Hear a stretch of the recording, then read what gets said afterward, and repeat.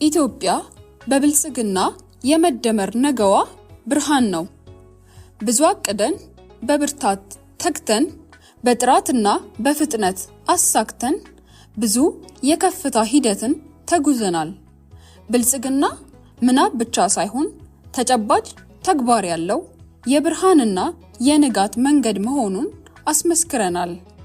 ያሰብነውን ፈጽመን የጀመርነውን ጨርሰን ስኬትን በውጤት ደርበን የልዕልናችንን አይቀሬነት አብስረናል። ሐሳብ ተግባርና ውጤትን አጣምረን ስብራቶች ተጠግነው ወደ ላቀ ከፍታ የመሻገር ጽኑ ድልድይን ገንብተናል። ብልጽግና የራዕይና የተግባር ድምር ውጤት ነው። ያስባል፣ ሩቅ አይቶ ለነገ ዛሬ ይሰራል። አሁን ኢትዮጵያውያን ቀና ብለው የሚራመዱባት በኩራት የሚመሰክሩት ደማቅ ታሪክን ጽፈዋል፣ ይጽፋሉም።